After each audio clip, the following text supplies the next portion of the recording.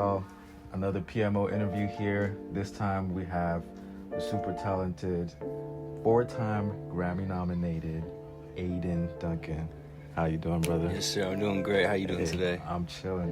Nice to meet you, man. Very nice to meet you as well. Man. I did a lot of digging into your story, man, and I am super impressed with all the work that you've been doing, man. I just wanted to say that first and foremost. As a producer, you're just kind of working in the background. They don't even know. They're not even ready for what we're about to talk about. But just kind of a little bit of where you're from and how you got into music and your kind of upbringing. Yeah, so I'm from Seattle, Washington, born and raised. Been down in LA for 10 years now, so I'm a true Angelino now, which is nice. It's home.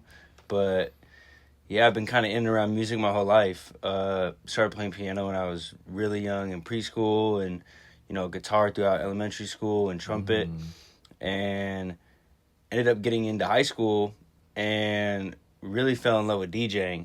Oh, okay. And went to a couple big concerts and raves and things like that, and fell really in love with that. So I moved down to California to learn how to make all this music and actually really dive into the electronic side of stuff with inside of a laptop and computer and everything. Where that kind of brought me to California, and one thing led to another, and you find another thing and you keep going and you find another thing, and it brings you down a whole different route, which I really love. That's dope. I would have never thought I would have got to this point, but this is the best point.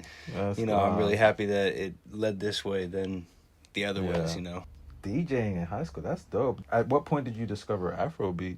I think a couple of the first Afrobeat songs I had listened to, I was obviously tapped in with when One Dance had came out. I started seeing these names, and I'm like, okay, who are these people? Who is WizKid, and who are these people, and what does it mean for that style of music? Because in America, you get kind of sheltered off to the side, and they push very hard, their artists, and, it's obviously since opened up a lot more now, which is amazing. But when Energy came out with WizKid and Skepta, I had started really listening to that whole world, and that really brought me into everything. You went down a rabbit hole. Yeah, I got into a deep rabbit hole, which is crazy. Bless the world, and its connections, but I was working with Dave Pensado at the time. Okay. And, big mixing legend, big engineer guy, I was his assistant for about 4 years. Okay. And during that time, that's when I started listening to all this stuff.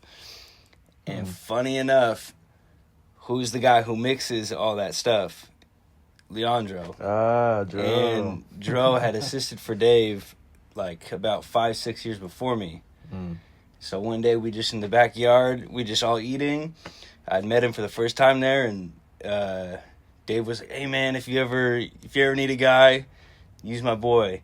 And I was like, "All right, sweet." And a bunch of months passed, and then boom, I got a call. Wow. And so it just kind of unfolded like that. The butterfly effect, man, it's a crazy thing out here in LA. I'm a producer myself. I do a lot of mixing. And I know what it feels like to try to achieve the sound. As a mixing engineer, is there a certain type of sound that you're chasing, or do you just kind of let the feeling, maybe your experience at the time or just the vibe at the moment, dictate how you want to mix or produce? Yeah, I think everything is kind of based off feeling anyways, right? And if it feels good, it feels good, I don't think it needs to go farther than that. If it already puts you in a vibe, that's, I think, the big check mark that you're looking for, right? I'm not necessarily chasing any specific sound. I think there's a level of quality of professionalism that you need to get to, but, shout out Dave Pensado, his biggest quote ever is, "It's better to sound new than sound good." Right? So I think it's always about, in a world where 200,000 songs go up on Spotify each day, how are you really going to stand out? You know what I'm saying? Do you want it to sound like everything else? I don't think that's like the best route to take, you know, to really stand out. So, you know, I don't think it's about going after this one specific sound, but just making happy accidents, just experimenting so you're able to find new lanes, you know. I think that's like a huge kind of key, at least in my process, you know. That's something I'm going to take away from that. You've obviously like done a lot of networking. Your catalog is extensive, man. Like from Wizkid to Tyler to Shaka to just a whole slew of people. Do you have a favorite artist, a favorite Afrobeat artist as of now? That's a tricky question. I mean, there's so many different vibes, you know what I'm saying? Yeah. There's so many different vibes.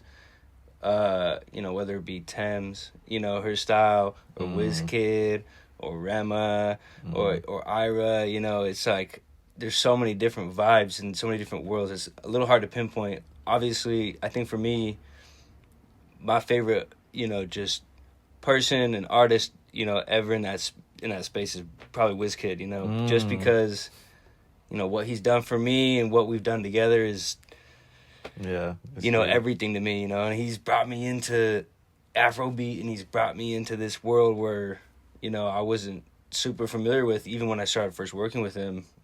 And it just somehow clicked and it just somehow worked where I was like, okay, like, thank you. You know, he's introducing me to, you know, Jollof and the turkey and the malt drinks. And I'm like, okay, like. He put me on to. Yeah. So, and that's what I really love about music in general is, you know, some white boy from Seattle, like, being able to go and connect through frequency and through sound and vibe with somebody across the entire world and connect and, like, learn cultures and share cultures and, like, still make great music, you know? I think that's, like, one of the best things in music. Yeah. He put you on a jollof? Oh, yeah. Hey, thanks, Wizkid. Yes, sir.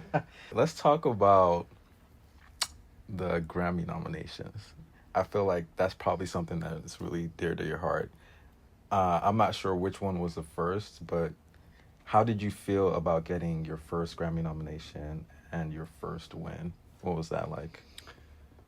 So, yeah, it was, I mean, mind-blowing to me, right? You know, my grandparents, you know, they grew up watching this, you know what I'm saying? It's been a thing, an award show that's been going on for decades, right? And it's really interesting to be like, okay, like, I'm going up there, you know, I'm in the crowd and stuff I've worked on is being nominated, which is, it was mind-blowing. And the first one was the, for the Breezy album, for Call Me Every Day with Wizkid.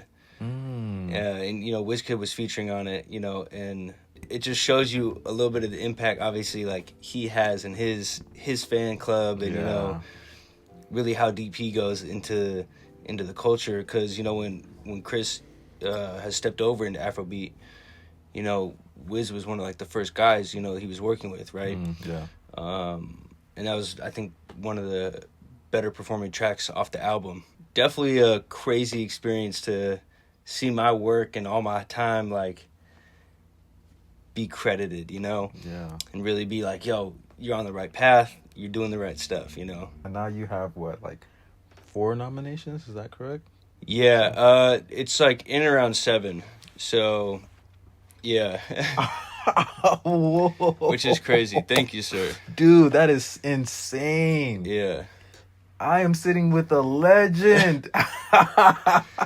Yes, sir. Wild. Oh, that's dope, man. Yeah, Happy and to hear it. All praise to Leandro. You know, he's showed me the way. He's brought me all these. You know, I've definitely worked hard to get there as well, but, you know, he really showed me the way. And, you know, a bunch of them are for just assisting him on mixing, you know what I'm saying? Yeah. So I don't want to take that away from him, you know, because that's all of, you know, his work that has brought me there, you know? But hopefully soon enough, you know, we'll get the actual trophy. Yeah, hell yeah. Actually get that gramophone, put it up on the mantle. That would be awesome. Yeah. What's like the biggest lesson that you've learned just kind of working with him in terms of like mixing and all of that? That's a great question. I think overall the biggest like lesson is knowing when not to do something, you know. And I think that's a big part of mixing is you know, when is too many things overkill, right? Like, how many plugins do you need? How many, like, is it already good? Like, do you need to add anything? Okay, cool. You know, he's a very simplistic mixing mindset, which I think is great. You know, it lets like the actual quality of the audio shine through, you know. So I think that's been one of like the bigger things, you know, because I used to be back in the day adding 30 plugins to one track lane, and I'm like, okay, like now everything's gone, all that the sauce and the vibe is gone. Like, now where do we go? You can't really add it back, right? So definitely just knowing when to, you know, be like, yo, this is fire, let's leave it.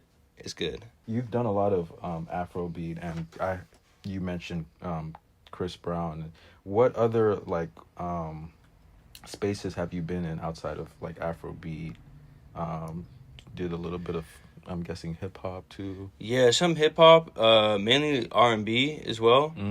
I used to work with this artist out of San Francisco called Marky Basie, and I was with him for like 3 years. You know, his go-to engineer and his right hand, pretty much, and that really shaped me a lot as well. You know, just on taking vocals, you know, and making sure, like, you know, being in the studio sense of like a bunch of bigger artists and like really being tuned to that. And I think R&B is so vocal intensive. Yeah. You know, like which takes to choose, which ones have emotion, you know, which, you know, how to comp, how to use Melodyne, how to like nudge vocals, how to get everything like super tight. And I've worked with a bunch of other R&B artists that I really love, you know, Sky Morales, hip hop here and there, but generally Afro beats and R&B are kind of like the main kind of genres I work in. Let's take the spotlight away from the big artists. In your personal opinion, are there artists that you think the listeners should tap into that aren't really kind of in the limelight just yet that you're listening to?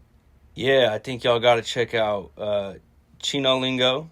Chino Lingo. Okay. Great Afrobeat artist. You know, Kobe, you know, Gaza, MTG. Yeah. I think, you know, the new wave of Afro is starting, you know, and especially as I talked earlier about how there's so many different kind of styles and sections with inside Afrobeats. It's, you know, these people who are starting to push the envelope, you know, and okay, what is new, you know, and they all feel really good. So definitely go check them out.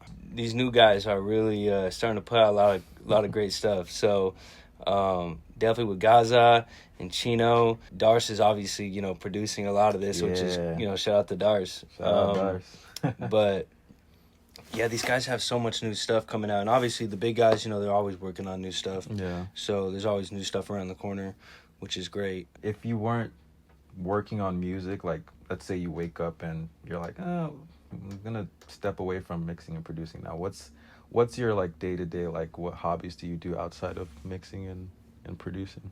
I work out. I play golf. Not very good at golf at all. I just like getting outside and swinging a club, pretty much. You know, hanging out with the boys. It's pretty much it. That, a little bit of video games. You know, I sit in the studio at my house all the time, so the work don't stop. You know, it just don't stop, which is great. You know, I'm learning how to really kind of have that be fully part of my life, you know, where it's work nonstop, you know. Especially with the accolades that you have, you probably getting work like every time. Thank you so much for taking out time of your busy day to talk with us and hang out with PMO. Y'all be sure to check out and tap in with Aiden, tap in with all the artists that he mentioned. I'm sure they're super dope. And yeah, man, thank you so much. Thank you so much. PMO out. Thank you. That was awesome, man. Yes, That was sir. really good.